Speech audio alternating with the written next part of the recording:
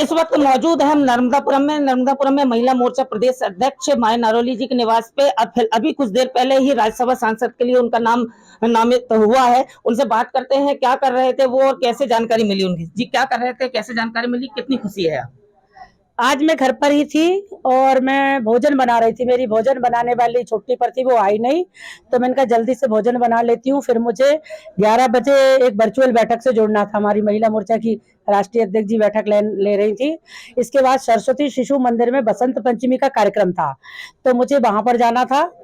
तो वो मैंने कहा भोजन पहले बना लूं। मैं रोटी बेल रही थी तो इतने में बेटा दौड़ता हुआ आया। उसने कहीं देखा कोई लिस्ट में नाम है, बोले मध्य प्रदेश से आपका नाम है राज्यसभा के लिए, और टीवी चैनल पे भी चल रहा था। और कार्यकर्ताओं के सबके फोन आने लगे, प्रदेश से भी फोन आने लगे, राष्ट्र से भी फोन आने लगे, दिल्ली से भी फोन आए, सबने बधाइयां दी। तो मुझे यकीन नहीं हो रहा था, क्योंकि मुझे पहले से कुछ भी नहीं मालूम था कि मुझे ऐसा कुछ पार्टी दायित्व देने वाली है। क्योंकि मुझे प्रदेश अध्यक्ष महिला मोर्चा बना दिया था पार्टी ने, तो मैं उसी में खुश थी और अपने दायित्व का निर्वहन कर रही थी। आगे भी ये इच्छा थी कि लोकसभा के चुनाव में हमको 29 की 29 सीट मध्य प्रदेश में जिताना है, तो महिला मोर्चा पूरे प्राणपण से काम करके इस वो करेगा। लेकिन पार्टी ने कार्यकर्ता के भाव को समझा, कार्यकर्ता की चिंता की। मैं हमारे प्रदेश नेतृत्व, हमारे राष्ट्रीय नेतृत्व, हमारे सभी वरिष्ठ जनों का हृदय से धन्यवाद ज्ञापित करती हूँ, उनके प्रति कृतज्ञता ज्ञापित करती हूँ कि उन्होंने कार्यकर्ताओं को ये अवसर प्रदान किया। शिक्षक भी रही हैं आप, कई पदों पर भी रही हैं भाजपा में, इतनी बड़ी जवाबदारी मिलने वाली है, कैसे आप इसको, क्या लक्ष्य रहेगा आपका? इतनी बड़ी जवाबदारी, क्योंकि शुरू से पार्टी में काम किया है। 30 साल हो गए मुझे पार्टी में काम कर करते, और मैंने छोटे छोटे कार्यकर्ताओं के बीच में काम किया है।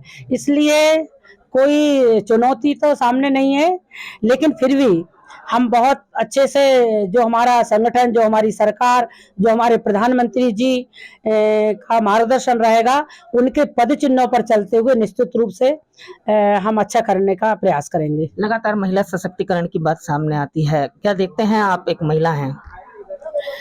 भारतीय जनता पार्टी में महिलाओं को आगे बढ़ाने का शुरू से ही प्रयास रहा है, और महिलाएं भारतीय जनता पार्टी पर विश्वास भी करती हैं, क्योंकि भारतीय जनता पार्टी के हमारे जो नेता हैं उनकी नीति और नियत सब अच्छी है। इसलिए भारतीय जनता पार्टी से, अभी आपने विधानसभा के चुनाव में देखा होगा, महिलाओं ने 100% वोट भारतीय जनता पार्टी को किया, क्योंकि भारतीय जनता पार्टी जो कहती है वो करती है।